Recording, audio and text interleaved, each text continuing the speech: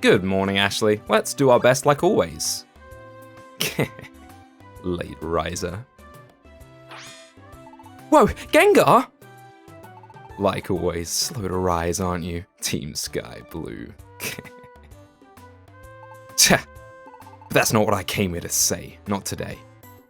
It irks me to say this, but I need your help. Can you take me up Mount Freeze? I tried over and over to go up, but it's steep and harsh. Ninetales is up on Mount Freeze. I've got to see Ninetales. I'm prepared to do whatever it takes. That's why I'm asking you. Take me up Mount Freeze. Now normally, I would say no, because I'm mean and Precious is mean. But he did kind of save us. And plus, Ashley would definitely say yes. Okay. That's settled. You have my trust. Gengar can now tag along with the rescue team. The only place I want to go is Mount Freeze. I'm not about to tag along if you're going to other dungeons. I'll only tag along when you go off to Mount Freeze. Welcome back to Pokemon Mystery Dungeon Rescue Team DX. In the last part, we checked out a few new dungeons, including the Joyous Tower, which wasn't so joyous, to be quite honest. And in this part, we're going to be helping Gengar climb up Mount Freeze. So let's get to it. But first, I actually want to talk to Ashley and see what she says about it. Gengar and Mount Freeze. Well, Precious, I guess we should go to Mount Freeze. Looks like Gengar is just going to tag along when we go. Okay, let's go. Wonder what this is all about. I'm interested to find out. Looks like we can't do any missions while we're here, but that's fine. If we have time, I'd like to check out these new dungeons as well. The Far Off Sea Purity Forest, and maybe Wyvern Hill, if we can find some missions for it. Again, I don't think I'm going to be trying to do all of Purity Forest. Just whatever the mission requires us to do. But for now, Gengar will be coming along on this adventure. You won't get any requests while you're on this adventure. That's fine. And I think this looks like a pretty good team. We haven't used Peanut in a while, and we especially haven't used him in combination with both Precious and Ashley in a while. So the Pledge team is coming together again. Mount Freeze. Ninetales is here, definitely. Get me to the summit.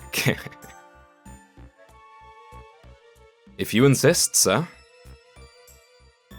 We did help out Ekans and Medicham before, so it's only fair that we help out Gengar this time, and looks like this dungeon shouldn't pose too much of a threat to us. I don't know how strong Gengar is, we should probably check that, actually.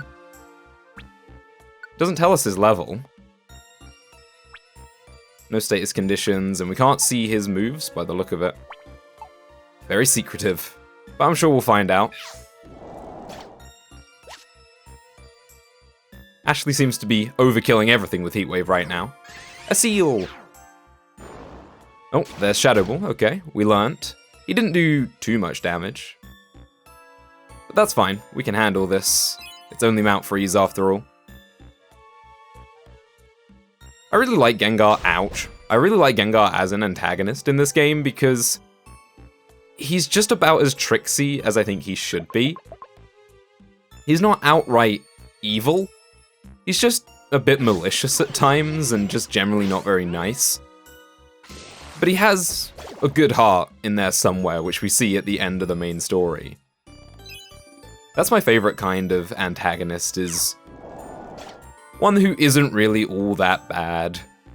Just maybe circumstances caused them to end up being a little bit mean. I also really like antagonists that are just evil for no good reason as well, though, to be fair. Like, they are just bad. There's no tragic backstory, there's no good reason for it, they are just pure evil, and Pokemon has one that really stands out to me, and that's Getsis. He's just evil. He's just a horrible person. And I like that because most of the villains in the Pokemon series have some kind of redeeming features or some kind of ulterior motive that you can sort of justify or at least see their logic. But no, Getsis is just a horrible, manipulative, evil person. think Lusamine is... she's not quite as bad as Getsis, but she's almost there. Also, yeah, spoilers, by the way. Let's move on. We don't need to fight that strong Pokemon. It's a Licky Licky, but we've seen our fair share of Licky Lickies, both regular and shiny, so far in this series. And that gets me thinking. We are kind of near the end of the series, I suppose. There's not a massive amount of stuff left in the game. I just want to wrap up these post-game story arcs. Oh, there's a Kecleon shop. Let's go check that out, actually. Anything worth buying here? What seeds are these? I'll always take tiny reviver seeds, why not?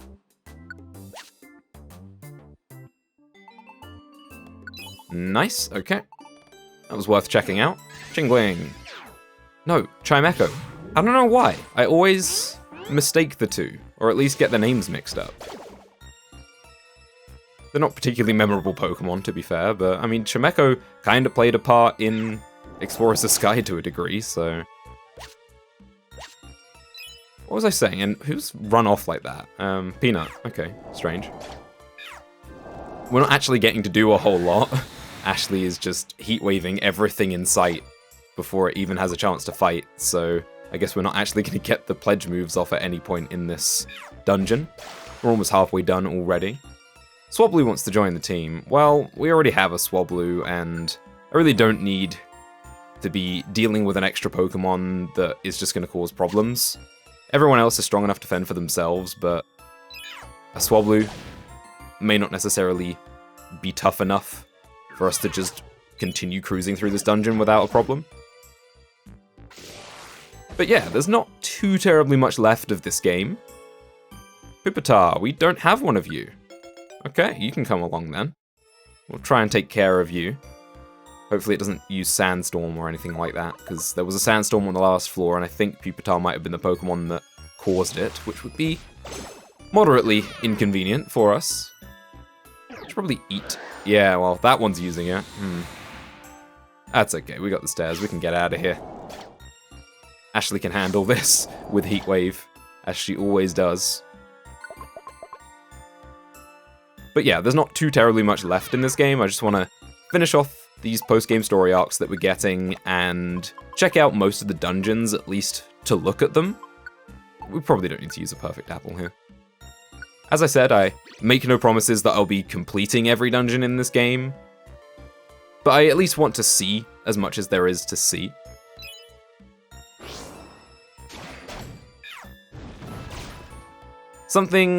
One of the few criticisms I would say I have of this game is that it did feel a little short.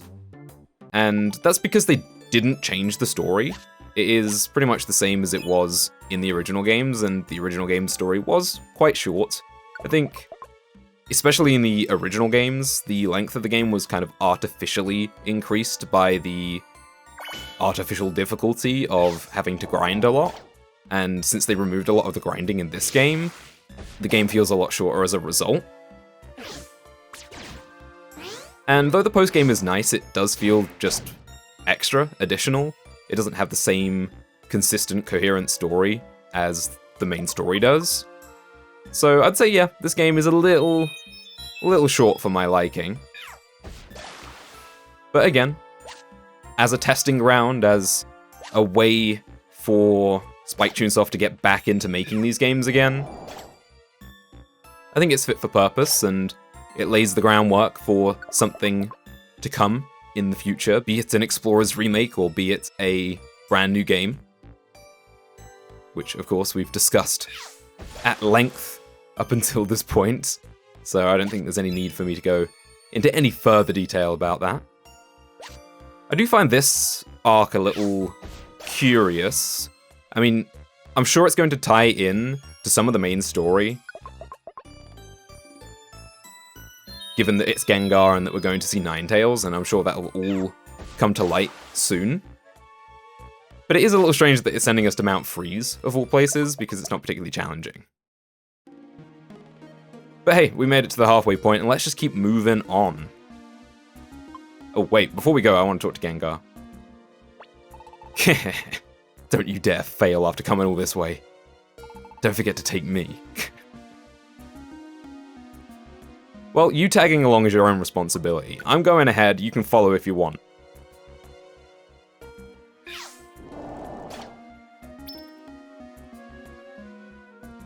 Actually forgot about auto mode, but that would be quite convenient, especially with Ashley having Heatwave. We can just let auto mode do this for us. Yeah, at first I considered it mainly a bit of a crutch for players that are new to the series, to help them out, but it really is a convenient tool as well. I'm sure it does help out new players, but even for me, a relatively experienced player, it's just nice to have it so I don't have to do as much thinking and button pressing when I'm going through these easier, earlier dungeons, which I do to a degree sometimes on regular missions. I also really enjoyed doing regular missions again in the last part. It's been a really long time since we've basically just been working on post-game story arcs for quite a few videos in a row now. I haven't even done regular missions in between videos because we've had stuff to do and I haven't needed to really gather items or feel the need to rank up or anything. But I think we got some more difficult fights coming up in the post-game, so I might end up doing some regular mission grinding at some point.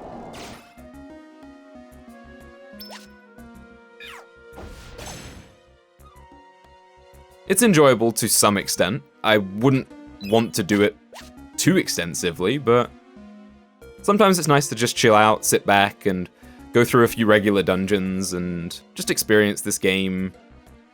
We don't need that max ether. Let's just go up the stairs.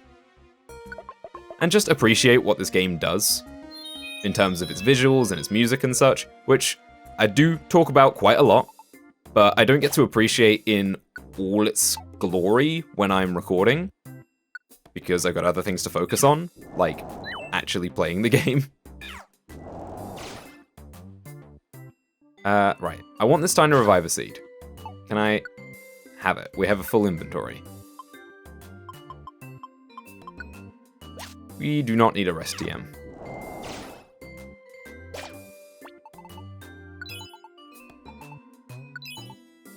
Nice, we made a profit. Oh, loot.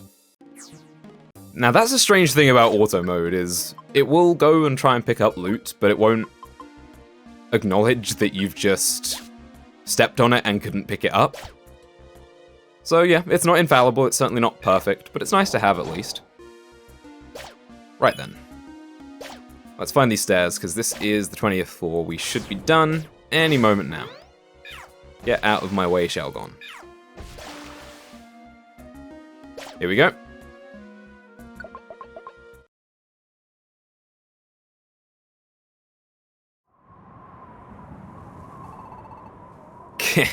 Here at last. We're at the peak.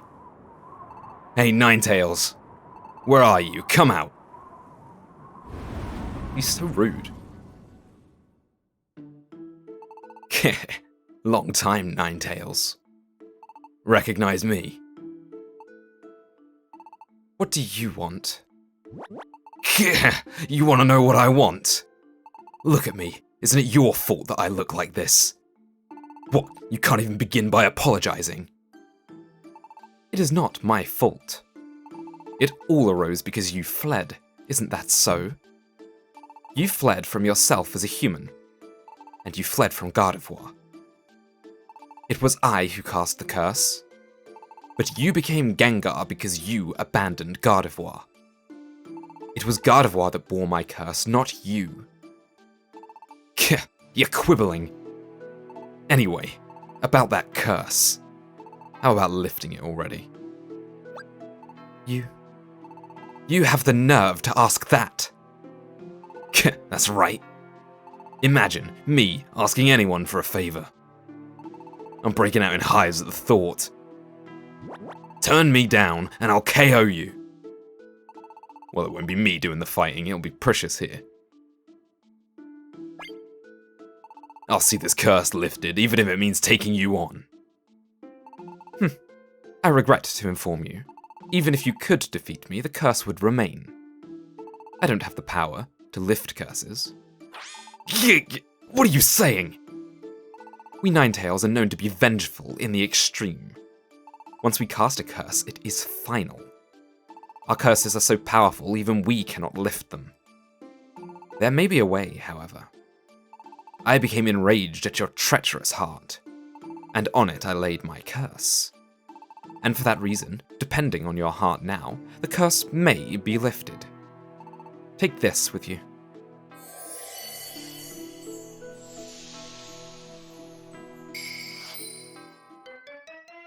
Gengar received the Nine-Tail Crest from Ninetales.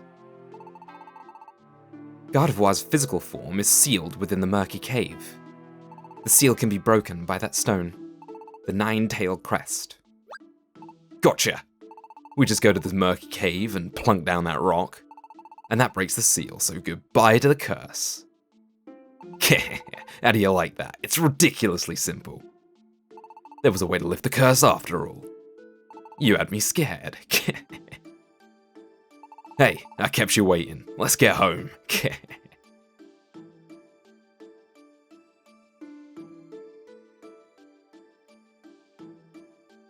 That oaf. He has changed in many ways, but he's wavering. His old and new emotions are clashing within his heart. If he would only realize that upon reaching the Murky Cave. If he does not. You did good today. Next, we go to that Murky Cave place. That sounds like another challenging place, so I'll need your help still.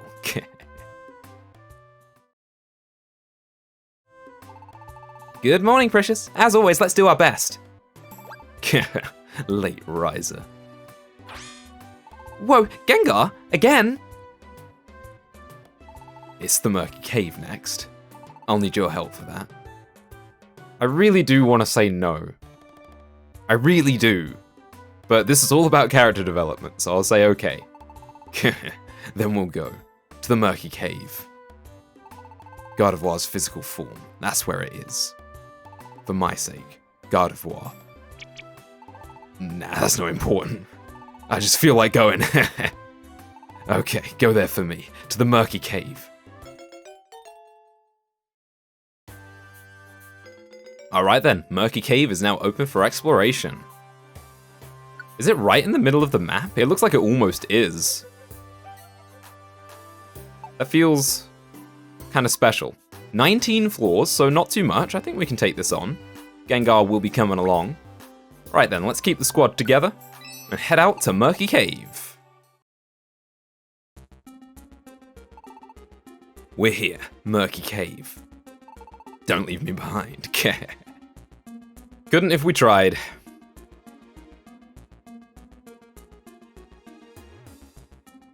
Alright then, Murky Cave. It's murky. It's a Mudkip! You heard right. I love Mudkip. Oh, poison trap. Doesn't matter. That's quite a nice thing to have on our side, actually. Just Precious being a poison type means that I don't get poisoned. We had that with Ekla once he evolved into Lucario at the end of Explorers of Sky. There's a Pidgeotto here. We're gonna leave it. We have one already, and again, I don't necessarily need to be picking up too many tagalongs if they're not very useful to us. Doesn't look like the Pokemon here are particularly challenging either. I don't get poisoned.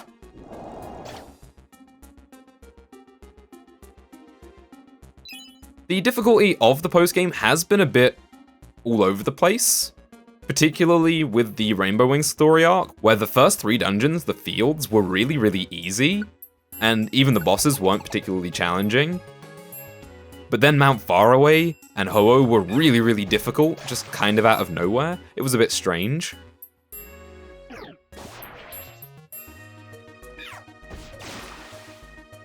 And some of the dungeons, like Stormy Sea, have been really, really challenging, and some of them have been really easy, and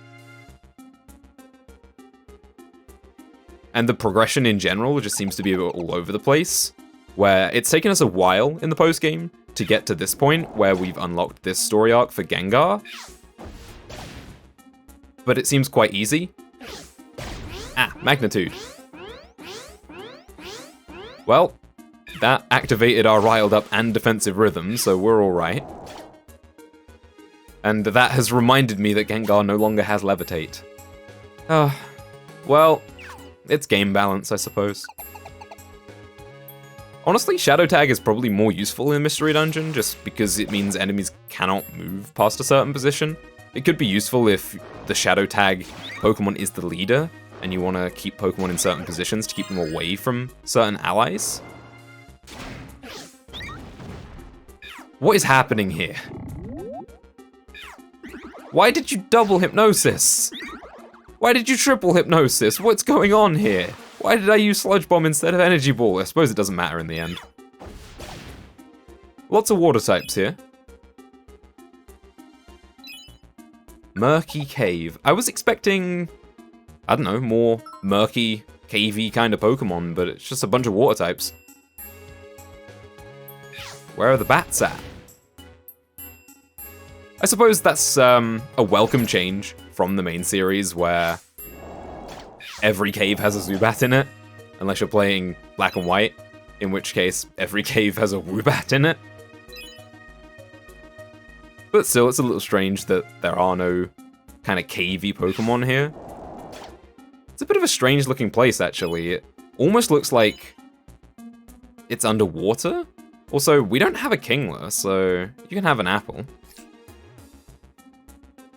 Kingler, huh? You have Squad Up, okay. Welcome aboard. I like that it walks sideways. Kingler and Krabby are Pokemon that I've never used. Mostly because, for the longest time, they are only really available in the pre-physical special split games where they're just bad. They're physical attacking water types prior to the physical special split, so they're just not very good. I think they're available now in some of the newer games, and moves like Liquidation and Crab Hammer and stuff like that are actually pretty good. And they give those crabs a bit more use. But it's just a Pokemon that I've never gotten around to using. And again, we don't really have any openings in the team now. We have our water type, we have our physical attacking water type at that, with Peanut in the team. Hey, a Sparkling Tile, what do we get? A Calcium. Let's use that straight away. And give it to Ashley, I think. More power for Heat Wave. Whooper. Honestly, I don't mind all the water types in this dungeon. You all know that I like water types. Also, Surskit is kind of strange to me, in that I like the water bug typing. I think it's pretty good, but it loses it upon evolving, which is a shame. In later games, they added ways for Pokemon to effectively have, like, 3 typings in terms of defensive or offensive capabilities. Like, I really should eat an apple. Like, I think of... I can never remember its name. The anchor Pokemon in Sun and Moon that I can never remember the name of for some reason. I always think it's Dragalge, but it's not. I even used one in my most recent playthrough of an Alola game, and wow, a Life Seed, nice. We should use that. And I just cannot for the life of me remember what its name is, but it has the Steelworker ability, which gives it same type attack bonus on Steel-type moves, as well as it being a Grass and Ghost type, which effectively gives it 3 same type attack bonuses. And then there are abilities like Dry Skin, which change how your type matchups work. Who do we want to give this to? Let's give it to Peanut. I feel like Surskit could have benefited from that in evolving to Masquerain, where, I don't know, maybe give it Levitate and keep the Water Bug typing, because I think Water Bug is a cool typing. But we do have now a couple of Water Bug types. We have Golisopod and Araquanid that were introduced in the Alola games, which are both really good. Corphish. We have a Corphish, we don't need you. Where is Peanut? Peanut seems to be lagging behind a little bit these days. And Ashley was too there. Right, there's Monster House up here. Let's have some fun. Oh, Espeon, Wishcash. There are a fair few interesting Pokemon we haven't actually seen yet. It's kind of strange that it took a Monster House for it to spawn these ones, but hey, we got to recruit an Espeon. That's cool. Yeah, we'll take a Magnezone. Nice.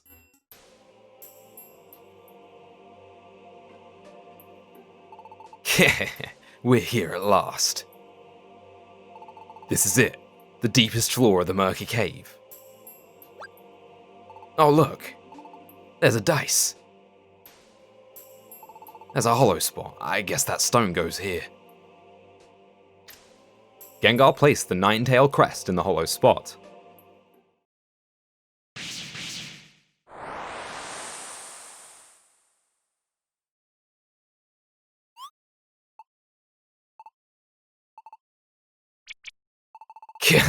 What's this about? Nothing's happening.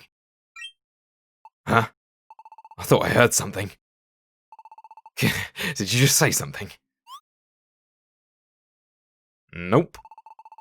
That's odd. I could have sworn I heard something.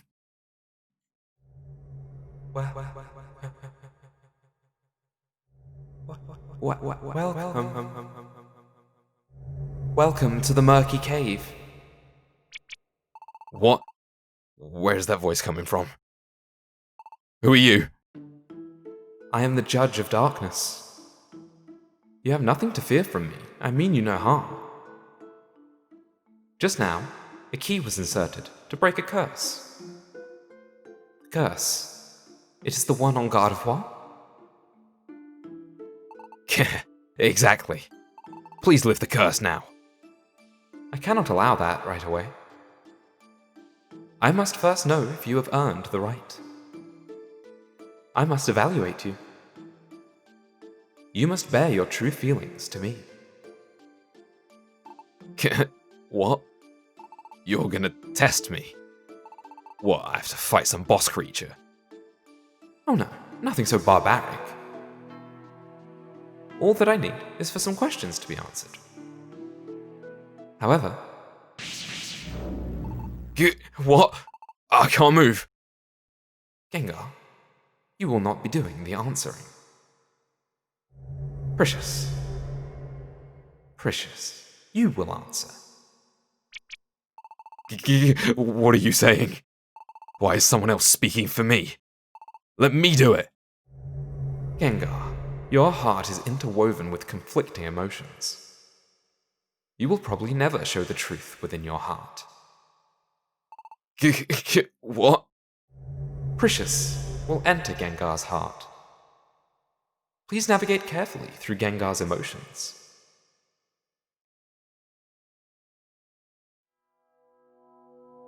If you fail to draw out Gengar's true feelings, the curse will never be broken. Hey, Precious. Don't you dare fool around, I'll make you pay for it. You have but one chance. Precious, do your best. Fine. It is time. First of all, why does Gengar wish to break the curse? To help Gardevoir. That's a lie, isn't it? Didn't Gengar abandon Gardevoir long ago? Why would Gengar want to save Gardevoir now? For taking the curse. Gardevoir certainly did protect Gengar from the curse, sacrificing herself to do so. But what did Gengar do then? Abandoned Gardevoir and ran. Yes, Gengar abandoned Gardevoir and fled. Why did Gengar abandon Gardevoir?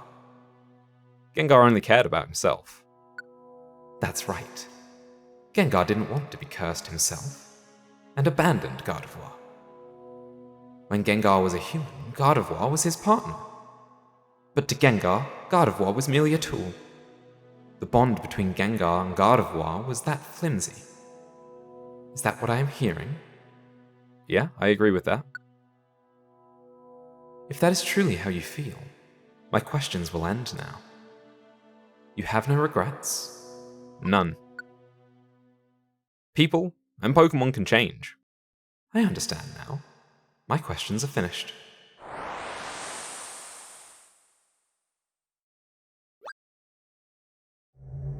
Gengar, whether you have the right to break the curse or not, I will now render my judgment.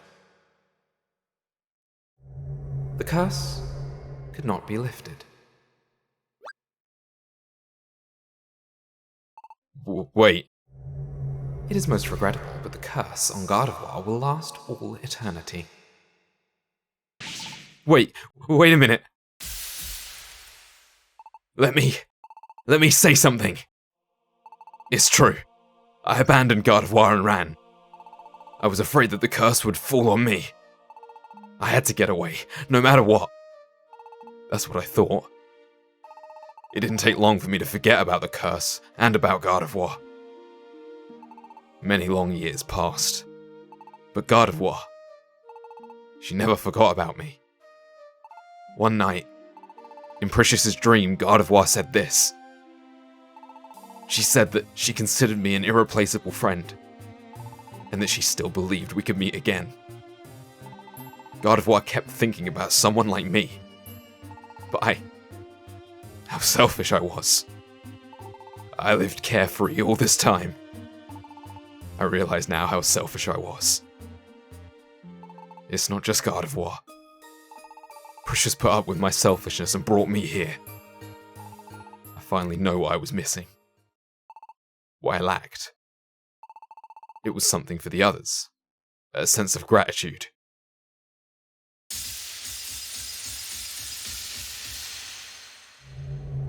The lock bearing the curse. It has opened.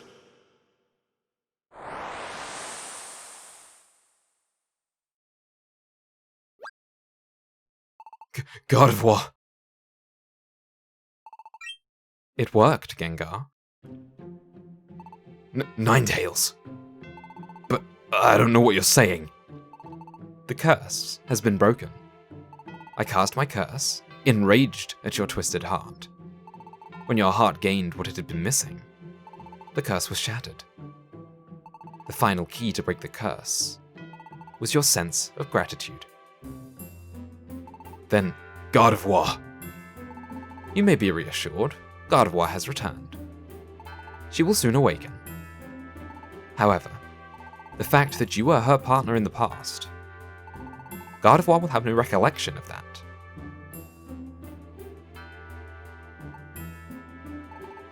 That doesn't matter. Gardevoir is back. That's enough for me.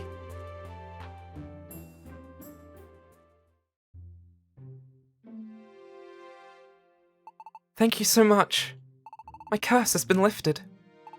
You did this for me, even though I had never met you before. I have no idea how to thank you. From the bottom of my heart, thank you so very much for saving me. Good for you, Gardevoir. Hey, Precious, Ashley. Thanks for getting me through this. This is my thanks. You got a mobile scarf. Adios. Oh, wait, please. What is it now? Your name. Please, what is your name? The name's Gengar. Glad to meet you. My name is Gardevoir. I am also glad to meet you.